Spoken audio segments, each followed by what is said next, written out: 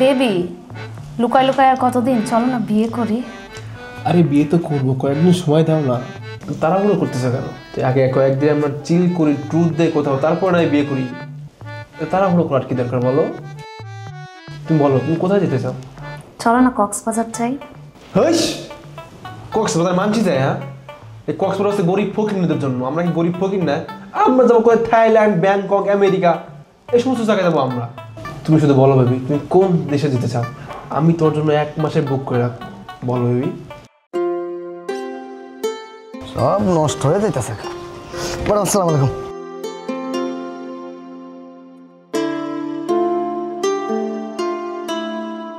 সর্বনাশ করছে রে, হঠাৎ করিয়া ম্যাডাম অফিসে আইছে, আর উপরেও তো স্যারে কি সর্বনাশ করতেছে। স্যারের ফোন না দিলে তো সর্বনাশ হয়ে যায় বুকারে। কি একটা চিন্তা, আবার কে ফোন দিল? আরে এই দারুণে বাচ্চা না ফোন দেওয়ার সময় পায়, শুধু ডিস্টার্ব একটা। হ্যাঁ কাটটা দেয়। হ্যাঁ রে, কাটলে তো তুই মরবি রে বস, কাটলে মরবি। বেবি তুমি বলো কোথায় যেতে চাও তুমি? না, এই দারুণের বাচ্চা সত্যি খাইছি আমি। মানে একটা ডিস্টার্ব, বুঝছো? মানে কি যে ডিস্টার্ব একটা। বেবাদ শোনো, এই দেখ কখনো খাইটা দিচ্ছি, কি সর্বনাশ। শালা তো নাইলে মরবো রে। এই বসে কি বলে বলা যায় না। তুমি শুধু চয়েস করো কোথায় যাবে। কিন্তু দেখো আমার তো একটা সমস্যা আছে, বুঝছো? তুমি জানোই তো একটা ঝামেলা আছে আমার বাসায়। শোনো, ওই ঝামেলাটাকে আমি সামনের সপ্তাহে, হ্যাঁ মানে সামনের কয়েকদিন পরেই বাপের বাড়ি পাঠাবো। বাপের বাড়ি পাঠানোর পরে শুধু তুমিই আর আমি, আর কেউ না। তুমি যা বলবে তাই করবো। তুমি যেখানে যেতে চাও তোমাকে আমি সেখানে নিয়ে যাবো।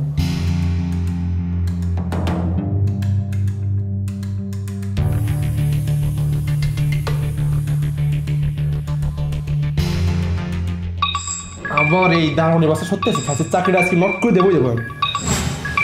চুপ চুপ চুপ, আমার ওয়াইফ ফোন করছে, বুঝছো? তুমি কোনো কথা বলবো না। হ্যাঁ হ্যালো। হ্যালো, কোথায় তুমি? হ্যাঁ আমি তো অফিসেই আছি। তুমি কোথায়? আমি তো তোমার অফিসে আসছি। মানে তুমি কি আমার সাথে মজা করছো? হ্যাঁ, তুমি আমার অফিসে কি করছো? হ্যাঁ আরে তোমাকে একটা সারপ্রাইজ দেবো বলে আমি দ্রুত চলে আসছি। যাই হোক তুমি দ্রুত চলে আসো, আমি তোমার ড্রয়িং রুমে বসে আছি। সত্যি? আচ্ছা ঠিক আছে, তুমি রাখো, আমি আসছি। এই রে, এখন কি হবে? আরে আমার বউ চলে আসছে অফিসে, এখন এখন কি করি? আচ্ছা শোনো, একটা কাজ করি। কি করি বলতো? শোনো, এই ফাইলটা হাতের করে রাখো। শোনো, এই ফাইল হাতে রাখবো সবসময়। আর আমার বউ যদি জিজ্ঞাসা করে তুমি কি হও, তুমি বলবা যে তুমি আমার অ্যাসিস্ট্যান্ট। বুঝছো কি বলছি? কি বলবা? আমার অ্যাসিস্ট্যান্ট। খবরদার আমার বউর জন্য একদম কিছু জানতে না পারে। চলো। আরে রাখো তো সুবর্ণ, ধরো, আসো তোমার সাথে, আসো আসো আসো আসো। আজকে ওর খবর আছে। আরে তুমি অফিসে আসবে মানে বলে আসবো না? আমি আগে চা নাস্তার ব্যবস্থা করতাম। এই সজল চা নেই তো? তুমি কেমন একটা কাজ, বলে আসবে তা মামনি, আমাকে বলে আসতে পারতা তো। আরে চাটা লাগবে না। আরে তুমি কি বলছো এগুলো? তুমি আমার অফিসে আসছো আজকে ফার্স্ট টাইম, তুমি চা নাস্তা করো না, এটা হয় বলো? আরে চা লাগবে না, আমি তোমাকে একটা সারপ্রাইজ দেবো বলে বসে আছি।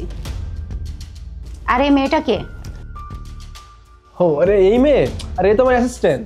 তুমি দেখছো না হাতে ফাইল আছে, ও হয়তো কোনো একটা সিগনেচারের জন্য হয়তো আইছে। তুমি বলো তুমি হঠাৎ করে আমার অফিসে কেন আসছো বলো তো? স্যার থাকেন আপনার, আমি যাই। ঠিক আছে তুমি যাও। আরে দাঁড়াও না, তোমার স্যারকে আমি সারপ্রাইজ দেবো, তুমি দেখবে না?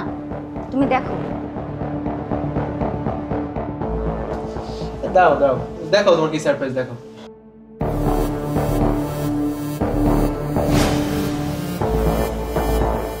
দেখি, তুমি এগুলো কি করছো? আরে এগুলো ভুল হয়েছে। তুমি আরে দাঁড়াও না, এত অস্থির কেন? আরে তুমি বোঝার চেষ্টা করো। তুমি আমাকে দাও তো, ফোনটা দাও। তুমি হয়তো ভুল দেখছো, ভুল কি সমস্ত ভিডিও করছো মানে এখানে। দাও তো, দাও। কি তোমার লজ্জা করে না অফিসের ভিতরে মেয়ে নিয়ে এসব নোংরামি করতে? তুমি আমার কথা বাদ দাও, তুমি তোমার এই মেয়ের কথা ভাবলে না? এই আমি কি তোমাকে ভালোবাসা কম দিছি কখনো? আমি কোন দিকতে কম আছি যে তুমি এসব করছো? আমি তোমার জন্য কি করি নাই? তোমার জন্য আমি আমার ফ্যামিলির বাবা মা আত্মীয় স্বজন সবাইকে ছেড়ে আমি চলে আসছি। আর আমাদের এই বিয়ে 10 বছর হচ্ছে। আর তার থেকে বড় কথা, আমাদের একটা মেয়ে আছে, তার কথা তুমি চিন্তা করলে না? দেখো দেখো শুভ্রা, আমার ভুল হয়েছে, তুমি প্লিজ বোঝার চেষ্টা করো। আমি মানছি আমার ভুল হয়েছে, আমি এরকম বলে কখনোই করবো না। তুমি প্লিজ ক্ষমা করে দাও আমাকে। তুমি আমার সাথে এমনটা করো না। তুমি ফোনটা আমাকে দাও তো, ওই ভিডিও ডিলিট করো এখন। দেখো, তোমার এসব কথা আমি আর শুনতে চাচ্ছি না। আমি তোমার মতো মানুষের সাথে আর সংসার করব না।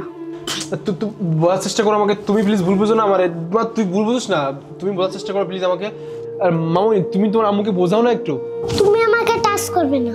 তোমার মতো মানুষকে আমার বাবা বলতে ঘৃণা হয়। তোমার মতন বাবা যেন কারণ না হয়। আজকের পর থেকে তোমার মুখ আমি দেখতে চাই না। আমি আমার মায়ের সাথে চলে যাচ্ছি। না মামা, এরকমটা করিস না মা, তুই বোঝাস। দেখো চুপ, একদম চুপ। তোমার মুখ আজ থেকে আমি আর দেখতে চাই না। সব কিছুর একটা সীমা থাকা উচিত। তুমি যে এত অধঃপতনে যাবে আমি কখনো কল্পনাই করতে পারিনি। আমি না এখন কি করব, আমার মাথায় কোনো কাজ করতেছে না, কিছু বুঝতে পারছি না। দেখো, আমি তোমাকে এখন ডিভোর্স দিব। না না শুভ্রা, তুমি প্লিজ এই কাজটা করো না। তুমি ডিভোর্স দিলে আমি সত্যি খুব কষ্ট পাবো। তুমি জানো যে আমি তোমাকে কতটা ভালোবাসি। তুমি প্লিজ ডিভোর্সের কথা তুলো না শুভ্রা। কেন, আছে না, এর সাথেই থাকো। আমি আমার মেয়েকে নিয়ে বাবার বাড়ি চলে যাব। আর তুমি একে টানছো কেন এর ভিতরে? এই ঠাক পাচ্ছেন ব্যাপার। তুমি বাদ দাও তোর বিষয়। তো আমার মানছি আমার ভুল হয়েছে। তুমি আমার চুপ, একদম চুপ। তোমার মুখ থেকে আমি আর একটাও কথা শুনতে যাচ্ছি না। তোমার মতো নিকৃষ্ট নির্লজ্জ মানুষের কথা শুনতে আমার নিজেরই ঘৃণা হচ্ছে।